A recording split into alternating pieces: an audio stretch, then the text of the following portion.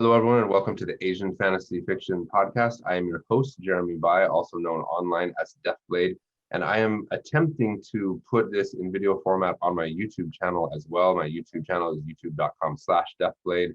If that works, then great. We might have video on YouTube as well. If not, well, maybe I'll just edit this part out in the audio edition of the podcast. But in any case, I am happy to have Patrick Laplante onto the podcast. I actually didn't confirm that I pronounced your last name correctly. I'll do that in a second. It's Laplante because it's French, not Spanish.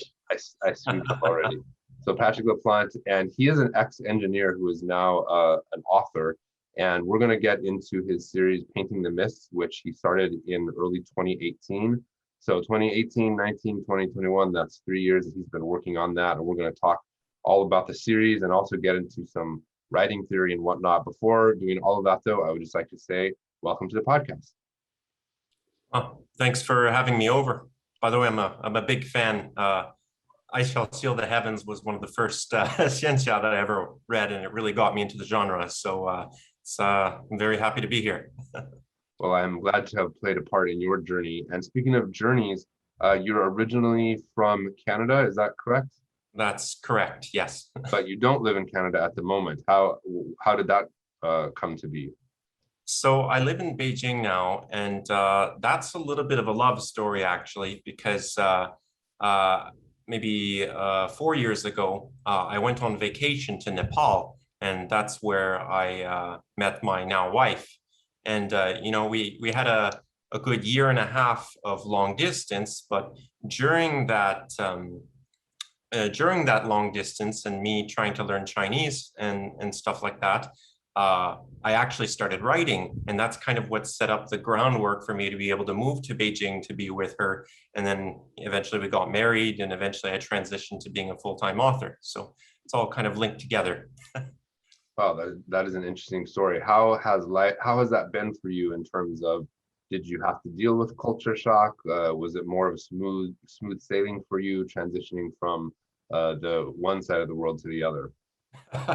Well, that's tough. Yeah, there's definitely culture shock. Actually, I'd say reverse culture shock is actually definitely more of a thing, because you come here and then you adapt, and there's pressure and it molds you, and then you go back to Canada and you're like, oh my God, it's so quiet. There's no people here. What's going on? There's no pushing. There's no shoving. So it's very different, but definitely there's probably, my Chinese isn't very good, very unlike yours, because you can translate and I can't. And so there's definitely a kind of a feeling of helplessness that my wife swoops in and fixes. But aside from that, it's all right. I'm kind of a introvert, as it were, very often. So I can kind of huddle on myself and read and write, and everything's good. So I was actually going to ask about the language side. Have you kind of, because I personally was friends with and am friends with people in the town that I was in who were in China, many years, as many as me, if not more, who basically had almost no ability to speak Chinese outside of maybe hailing a cab and ordering a couple of things at the restaurant. So have you kind of proceeded past that point of just very, very basic stuff? Have you given up, or are you still going forward? What are you doing in terms of it's a very slow journey forward, because on the one hand, it's very troublesome, and maybe I've kind of gone through most of Duolingo's thing, and I've gotten to the point where I can have some very basic conversations with my in-laws. That's the thing, they can't speak English, so I I have to learn something, and I keep learning. So I don't know, like I'm probably in between HSK2 and HSK3 in terms of ability, but it is very basic. It's very basic because it's very challenging to learn more. It's not like English where you can, learn to read and then suddenly you're just adding to your vocabulary. It's literally every time you see a new character, you're like, I have no idea how to pronounce this, look it up in the dictionary or anything like that. This is completely foreign and alien to me. I 100% know what you're talking about. I mean, I actually, when I first started, I decided foolishly that I was going to just not learn Chinese characters. And so I went for a couple of years without even trying to, which ultimately was, I think, kind of held me back a little bit. So I think it's good to get into characters from the beginning, even though, like you mentioned, it's very challenging and can be quite intimidating, but at least you have basically like learning two languages at once. Like I already know two languages, and I think it's helped me, especially in terms of pronunciation, because there's just some things that English people can't pronounce like physically, and then they really got to stretch their brain to do that. But if you know some other language, then maybe if you knew Spanish or something like that, or some level of it, then it would help you. But have you come across anything, and this question is I didn't tell you beforehand that I was going to ask this, so if you can't sure. think of an answer, you don't want to answer, it's totally fine. But have you come across anything yet that has become a big pet peeve that you just can't get over in terms of China life or Chinese culture? I'll give you an example.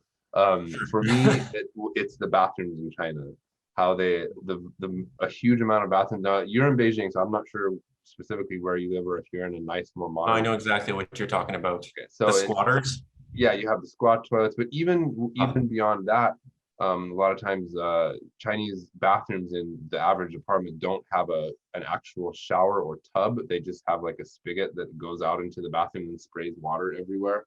So maybe you don't live in a place like that, but I did. And I went from apartment to apartment, the company that I worked for arranging those for me. And I don't think until the very end of my time in China did I ever have a bathroom with a actual shower area with a curtain so that the water didn't spray everywhere. So you haven't encountered anything crazy like that in your time there? I mean, like this is just a reality I've adapted to. There's no curtain showers. Okay. You're splashing water everywhere in the bathroom, and that's just like, what my biggest pet peeve is actually is lack of anything cold. It's like everything is hot. And they insist on it, and like finding ice water is very challenging sometimes. And so right now, like my mother-in-law is staying over, and she insists on everything being hot. You cannot grab something from the fridge and like eat it cold as a leftover. They'll insist on heating it up, and not even that. Microwaves are apparently like blasphemy there, and they'll insist on steaming everything to heat it up. Yeah. That's my big, like salads don't exist, like basically. Yeah. At our school, the school I worked at, for a long time there was just a regular water machine that heats the water, right? Like that's the general thing that everywhere has. Then they remodeled the school and they added a machine that would actually cool the water and heat it. And we foreigners were like, this is amazing. We were so glad. And so like the first week or so we would go out and get cold water until the school then adjusted the temperature so that and then it was lukewarm. Yeah, the quote unquote cold water was just lukewarm. We were all so sad. That's because they thought it was too cold and it's unhealthy to have cold, yeah, right? Exactly. And so right now at home, I just have to like basically turn a kettle on and just wait until it cools down, and then I just have to be satisfied with room temperature water, and it's just not possible to lay my hands on anything else. Yeah. So. Well, I'm sure we could talk about China life for a long time. Let's move on to your series. So I have been familiar with Painting with the Mist from, I'm pretty sure, book one, when you first started it. But for anyone out there in the audience who is listening but hasn't read it or isn't familiar with it, do you mind giving kind of an elevator pitch introduction to what it's all about for them that might tell readers whether or not they're interested in this kind of series? Sure. Yeah, Painting the Mist is at its core, it's a cultivation novel. It has mostly a xianxia base, meaning that it has a Chinese setting and some elements of Taoism and immortals and Chinese mythical creatures and all that. But it also has a lot of Western cultural elements that makes it different from others in the genre. So, I don't know about others, but sometimes you just run into some things in the genre that really annoy you, like the young masters tropes and stuff like that. And I really try to cut down on that and kind of cater to a more Western cultural sensibilities, which admittedly takes away from the genre and kind of transforms it into something that's kind of like halfway there. Anyway, it's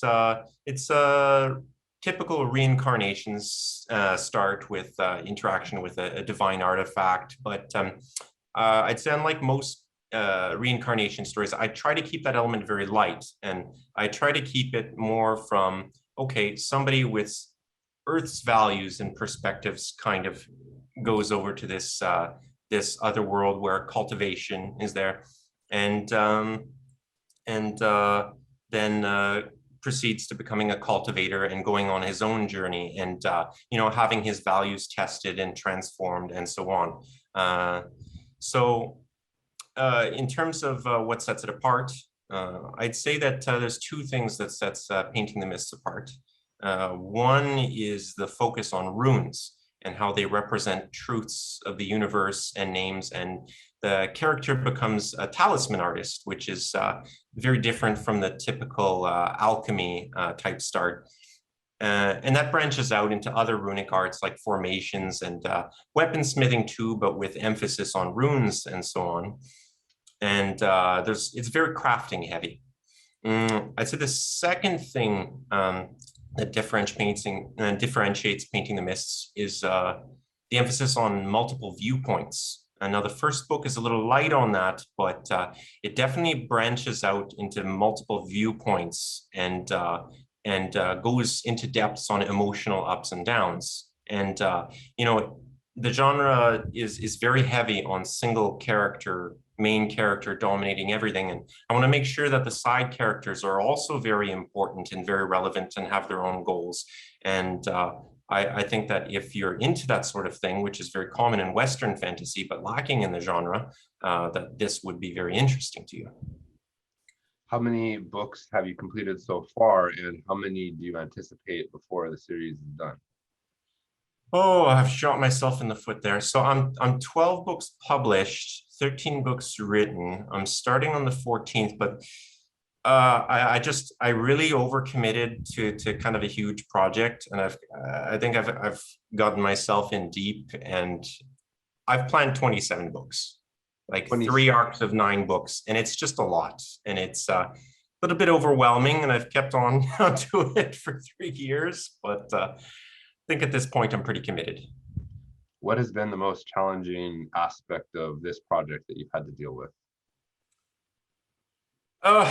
You know, every author kind of has these like plot bunnies that kind of, you know, pop into their head, and they're like, you know what would make a great book? This idea, you know, and then, you know, a few times I've gone ahead and I've written like, you know, 3/4 of a book here, or I've plotted out several other books, but I have tunnel vision, and I know that once I get started on something, I really can't stop unless I go in deep. And so I have to be very disciplined with myself and not start too many side projects, and keep on going, because otherwise, you know, it's not going to take another 3 years to finish this. It's going to take, you know, 6 years or a decade. I'd really like to avoid that so that I can, you know, focus fully on another project. So is this like sort of your dream project, something that you've always wanted to do, or do you have something else out there in the back of your mind that, and I know you say you get focused and stuff, but do you have something kind of kindling back there that you think, once I'm done with this, there's something I really want to do that's very different, or perhaps, you know, maybe similar, but maybe better in some way? I mean, absolutely. I mean, you know, it's kind of a journey. I look back at my first book and I can't help but see things that I would do different. I would do some things vastly different. You know, the book itself is kind of a window into my whole, you know, journey as a writer, because book 1 was the first book I've ever written, right? And so, you know, combining that with some plot ideas that I've had before, currently I'm ruminating on a book about a thief type character, and a lot more moral ambiguity, a lot darker, because Painting the Mists is a very, I would say it's a lot less cutthroat than most Ciencia novels, and it's got a lot less intrigue, and it's a lot more, there's a lot more honesty and a lot more goodwill. And so I'd like to kind of delve into the darker side of things, but you know, for now, I don't think I want to go too deep into that until I finish this. That's kind of what's in the works. That sounds definitely interesting. I'm curious, coming from the translation side myself, I, you know, did the post a chapter or two a day and constantly interacting, or at least observing fan reactions in the comments. And I know you started out on Royal Road and then you left, and I think you went back briefly. I think you're off now, if I remember correctly. Yeah. How has that been in terms of interacting with fans, whether it's on Royal Road, or I know you have a Patreon as well. So how has that added to or affected the process of writing for you? So when I first started, I pretty much uploaded everything as I went on Royal Road, and I got feedback and stuff like that. And that has its ups and downs. For one, you can get some pretty immediate feedback, and you can probably correct things and work it into your book. I know I did some of that for book 2, because the differences between book 1 and book 2 were a bit staggering at first. And it's like having a bunch of beta readers commenting on everything. That being said, it can also affect your writing process a lot, and it's very easy to start doubting yourself. Because if anyone's ever dealt with reviews before, every single negative review is like a stab in your chest, right? It kills your heart. It takes a good 10 to 20 good reviews to outweigh that, right? So there's some ups and downs. So for one, I don't have that feedback and that constant encouragement. For the other, I don't have the depression that accompanies, every time somebody's dissatisfied and really wants to stick it to me. Yeah, I know. I totally know what you're talking about. I mean, for me, it's strange on my end on the translating side, because I not only do I have to deal with that, but at the same time, it's like my hands are tied in terms of the stories and the You characters. didn't write the story. So it's like I can't do anything. At least, I've had this impression, because again, I have never really written a lot of fiction in the way that you have. I did do one novel. Wrote in 3 books. Well, that's No, true. 4. 4 if you count the Ogre Gate novel, and the Ogre Gate novel I did serialize on Wushu World, so there is that. But the other ones I wasn't serializing, and so I never got that direct reader feedback chapter by chapter on my own work. Well, I keep having to qualify things. I do have alpha readers that do give me that feedback chapter by chapter for the 3. I find 9 Heavens and 10 Earths is very enjoyable. I've read up to the 3rd book, and it's quite nice. I'm glad you like that. There's a lot to come in that, and I don't want to start opening my mouth on that, because then I'll start jabbering. We're supposed to be talking about you. So in any case, I just was going to pointing out that I have dealt with that reader stuff, although on the translating side. Let's move along a little bit to the theory side, since we're both writers actively working on our own projects. I'm curious, you've mentioned the discipline that's required to keep focused and whatnot. And what I'd like to start with is your daily routine, because on the podcast so far, I've had, I think, 2 other indie authors, and I asked this question to get different answers. Do you have a very strict daily routine that you maintain? Do you kind of just wing it? How does your day go as a writer, or a week, or whatever time period works best for you? So I'm a person of extremes. So right now I'm kind of on a break, and so that means full break. That means like pretty much just I don't get up to much of anything. But when I'm not on break, I kind of commit in large chunks. I know some people like to do like micro. Oh, I'll write as much as I can for 1 hour. I kind of can't do that. I kind of just write as much as I can for 2 or 3 hours. And then I take a lunch break, and then eventually my brain gets around to, okay, let's do this. And then I do that once more, and possibly a 3rd time. So I basically write in 3 sprint sessions, and I completely get into it. I lose myself.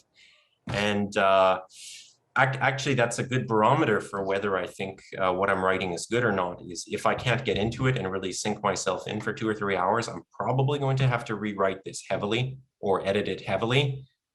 Or if this goes on for too long, in a few days, I'm really struggling to write and think that I'm writing garbage, then I know that it's probably time to go back and change a bunch of things and kind of look at things.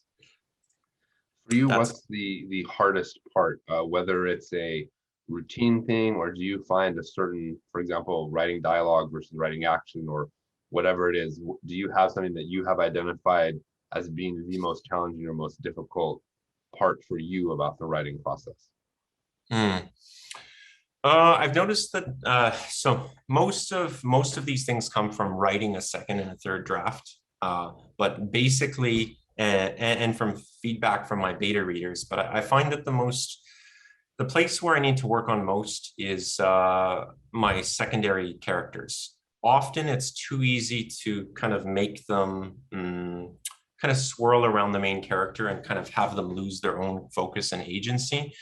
And so that's where I find I have the most problems. That being said, I find I catch a lot of that in the subsequent drafts, but it's something I always have to kind of keep focusing on and really pay attention to, just to make sure that, you know, they stay their own persons and they don't just become kind of appendages to the main character. Speaking of beta versions and rewriting and stuff, when it comes to the quality level you're looking for in terms of how many drafts you go through, how many rewrites, how many rereads, how much feedback, what goes into that for you? Sorry, the feed is a bit choppy, but quality wise, I'd say, I mean, you're never satisfied with the quality of what you write as an author. I think like you could always go on to infinite drafts. So I kind of, over the course of things, I started off doing 2 drafts, and then after maybe the 5th book, I decided to go into 3 drafts, and it makes things longer, but I find I have a lot of improvements that I can make up to the 3rd draft. And after that, I think that I'm just at a point, you know, every novel is kind of like a slice in where you're at with your skills as an author. And there's only so far that you can go to improve that without moving on to another story, another book. And so the next book, all you can do is try to do better. And you know the next book is going to be better, but at the same time, you know you're not going to be satisfied after you write that book, and you're just going to keep on trying to improve and improve. And I think it's an endless journey. And as I'm sure you're aware yourself as a writer. Yeah, for sure. So something else I was curious about is in terms of the actual process of doing your rereading and rewriting. I'm in an authors group on another chat group or whatever, and there were some people talking about this, and some people like to print out their entire story and use a red pen to do it. Some people only do it on the computer. I personally do both, actually. But I'm curious, do you do straight digital on everything? Do you actually, like, do you reread the story straight through, take notes, then rewrite, or do you just rewrite as you go along? What's your specific process? Okay, so I mean, I guess I'll start at the outline. Okay, just to give a full story. So when I write an outline, I basically write a mini story. I will write a 5,000 to 10,000 word story. Okay, well, I'll do a few iterations before I get to that, and then I'll split it up into chapters, and then I'll write my first draft. And my philosophy on writing the first draft is just to write it, and then whenever you run into any big problems, I just leave comments. So that's why whenever the first thing I do whenever I go back to the next draft is I address those comments and basically rewrite entire sections so that I can keep on going with that. And then after I do that, then what I'll do, I keep everything digital because I just find that way more convenient personally. I know some people do pen and paper. I just can't do it. That, and I don't have a printer. But makes things a little bit difficult. I read everything out loud. I physically read everything out loud as I go. And if it doesn't sound right, I will reword it until it sounds right at the time. And I know that the next time I read it, like literally the next day, I could reread it and it's not going to sound exactly right and it's going to need some more tweaks. But I hold back and I wait until the 3rd draft. And as I go, I'll think of some things, some major things that need to be changed. I'll leave comments just like I did on the 1st draft. And then the beta readers will give me comments. And so then once I get to the 3rd draft, I'll address all the comments. And after that, I'll do that process all over again. I will literally reread my entire story 1/3 time, rewrite as I go. And then after that, I will never read it again. I've literally never read any final copy for my manuscripts. I can't do it. By then, I've basically read the story 5 times, so I'm familiar with it. So, Gotcha. How do you deal? And this is I always ask this to writers and get different answers every time. Or I even forgetting the podcast just in general when I have a chance to chat with writers. But it's like probably the most typical writer question. But writer's block.